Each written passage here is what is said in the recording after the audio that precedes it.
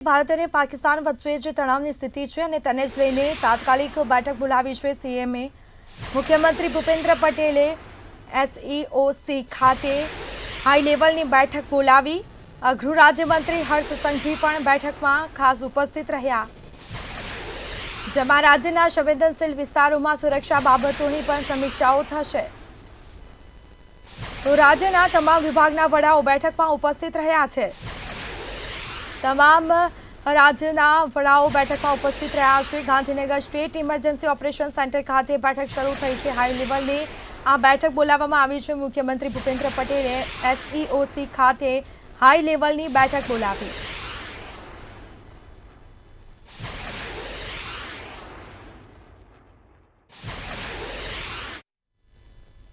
તો હાલ જે પરિસ્થિતિ છે અને તેને જ લઈને બેઠકોનો દોર શરૂ થઈ ચૂક્યો છે બેઠકો મળી રહી છે હાઈ લેવલની અને આ સાથે રક્ષા મંત્રી રાજનાથસિંહના નિવાસસ્થાને પહોંચ્યા સીડીએસ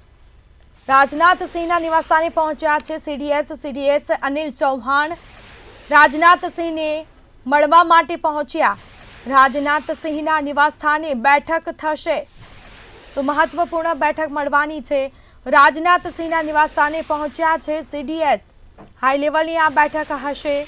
જેમાં સીડીએસ અનિલ ચૌહાણ રાજનાથસિંહને મળવા પહોંચ્યા છે તો રાજનાથસિંહના નિવાસસ્થાને સીડીએસ પહોંચ્યા છે હાઈ લેવલની બેઠક મળવાની છે વર્તમાન પરિસ્થિતિને ધ્યાનમાં રાખીને ખાસ બેઠક મળવાની છે ખાસ મુદ્દા ઉપર ચર્ચાઓ કરવામાં આવશે અત્યારની પરિસ્થિતિ કેવી છે તેને લઈને પણ ખાસ બેઠકોમાં ચર્ચાઓ થશે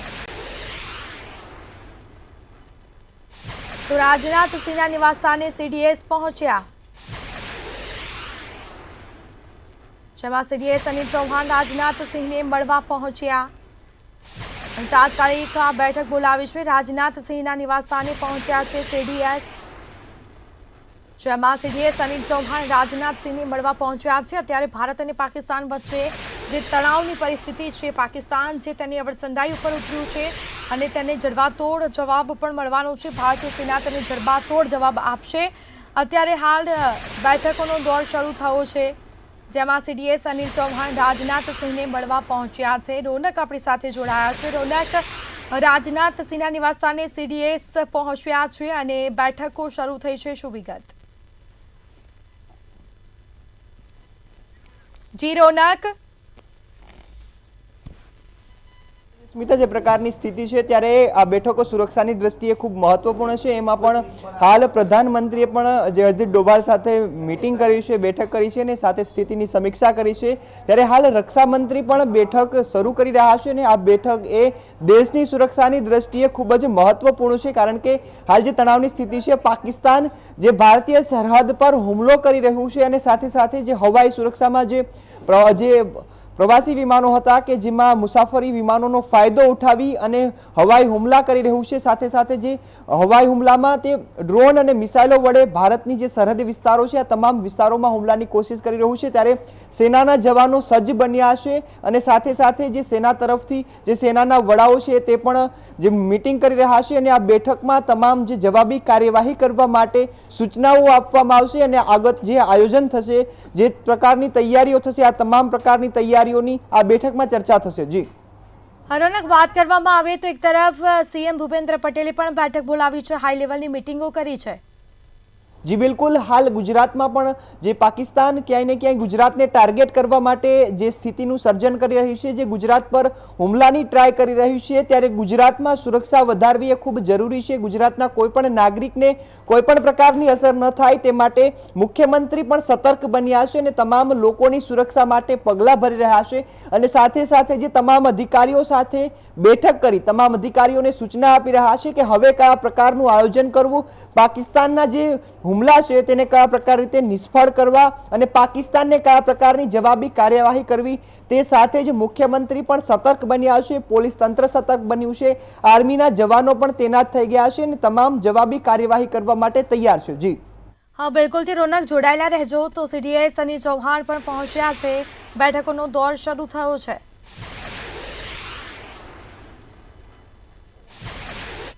પીએમ મોદી અને અજીત ડોભાલ વચ્ચે બેઠક છે તે પૂર્ણ થઈ છે બેઠક મળી હતી અને તે બેઠક છે તે પૂર્ણ થઈ છે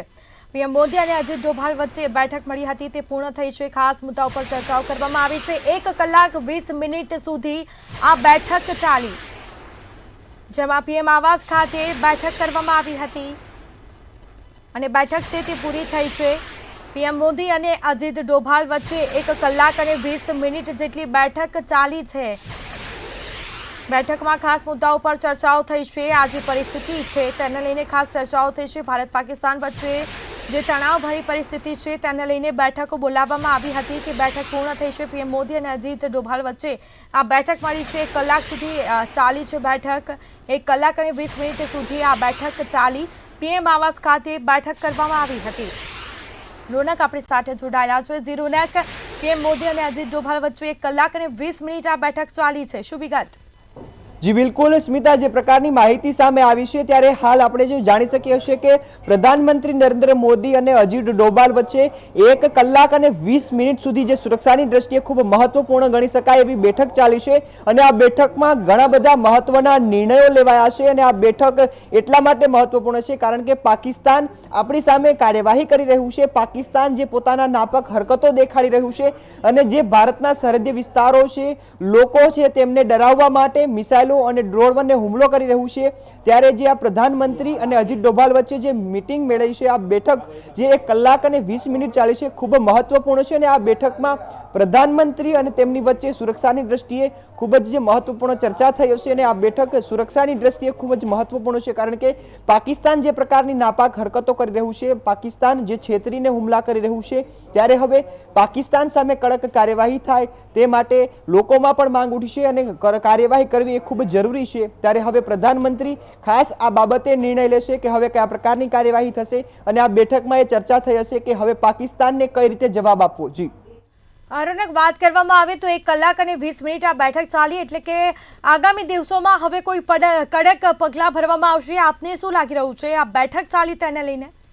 જી બિલકુલ સ્મિતા, જે પ્રકારની માહિતી છે કે 1 કલાક અને 20 મિનિટ આ ખૂબ લાંબો સમય છે અને આ બેઠકમાં ઘણા પ્રકારની જે સુરક્ષાની દ્રષ્ટિએ ચર્ચા થઈ છે અને આ બેઠક એટલા માટે ખાસ મહત્વપૂર્ણ છે કારણ કે પાકિસ્તાન જે ભારતના અલગ અલગ વિસ્તારોમાં, ગુજરાત સહિત તમામ વિસ્તારોના હુમલા કરવાની ટ્રાય કરી રહ્યું છે, ડ્રોનથી હુમલો કરી રહ્યું છે, મિસાઇલો છોડી રહ્યું છે, ત્યારે આ બેઠક એટલા માટે જરૂરી હતી કારણ કે હવે પાકિસ્તાનને જડબાતોડ જવાબ આપવાનો સમય આવી ગયો છે. પાકિસ્તાનને ધૂળ ચટાવવાનો સમય આવી ગયો છે. હાલ તો ભારતીય આર્મીએ કાર્યવાહી શરૂ જ કરી છે. પાકિસ્તાનના ઘણા એરબેઝો પર હુમલો કર્યો છે, તેમને તોડી પાડ્યા છે, સાથે જ લોન્ચ પેડ તોડ્યા છે અને હવે પાકિસ્તાન પર કડકમાં કડક કાર્યવાહી થાય તે માટે આ બેઠક ખૂબ જ મહત્વપૂર્ણ છે. જી રોનક, વાત કરવામાં આવે તો જે રીતે અફવાઓ ઉડી હતી કે અફઘાનિસ્તાન ઉપર પણ હુમલાનો જે દાવો કરવામાં આવ્યો હતો, પણ તે દાવો છે અત્યારે ફગાવ્યો છે, તેને લઈને કોઈ અપડેટ સામે આવી છે કે કેમ? જી બિલકુલ, હાલ આપણે જોવા જઈએ તો પાકિસ્તાનના જે પ્રોપેગેન્ડા તે ફેલાવી રહ્યું છે અને સોશિયલ મીડિયાના માધ્યમથી મોટા પાયે ખોટી માહિતી ફેલાવી રહ્યું છે. આ માહિતીને કારણે ક્યાંય ને ક્યાંય ભારતના લોકો ભ્રમિત થઈ રહ્યા છે અને ઘણી એવી માહિતી છે કે ભારતને નુકસાન થયું છે, ભારતના એરબેઝ તોડી નાખ્યા છે, ભારતની આ તમામ પ્રકારની જે માહિતી છે તે પાકિસ્તાન તરફથી ખોટી ફેલાવવામાં આવે છે અને ઘણી જે માહિતીઓ છે તેમની આપણી સેના દ્વારા સ્પષ્ટતા પણ કરવામાં આવી છે કે જે આ માહિતીઓ ખોટી છે. ત્યારે ખાસ લોકોને પણ અપીલ છે કે તમે જે પણ માહિતી જોઈ રહ્યા છો, જે પણ સમાચાર જોઈ રહ્યા છો સોશિયલ મીડિયાના માધ્યમથી, ટ્વિટર પર, તે તમામ માહિતીને શેર કરતા પહેલા 1 થી 2 વખત ચેક કરો તે સાચી છે કે નહીં તે ચેક કરી અને ત્યારબાદ જ તે માહિતીને આગળ મોકલો કારણ કે આ માહિતીના કારણે ઘણી વખત ખોટી માહિતી ફેલાય છે અને લોકોમાં ગભરાહટનો માહોલ ઊભો થતો હોય છે. ત્યારે જે પાકિસ્તાન આ પ્રકારની હરકતો કરી રહ્યું છે સોશિયલ મીડિયા પર, તે ખૂબ મોટે પાયે જ આ તમામ માહિતીઓ ફેલાવી રહ્યું છે. ત્યારે જે ખોટી માહિતી છે તેનાથી લોકોને દૂર રહેવા અપીલ છે. જી જોડાયેલા રહેજો આપ. તો જે રીતે વિગતો મળી રહી છે, પીએમ મોદી અને અજીત ડોભાલ વચ્ચે જે બેઠક ચાલી 1 કલાક અને 20 મિનિટ સુધી આ બેઠકો ચાલી હતી.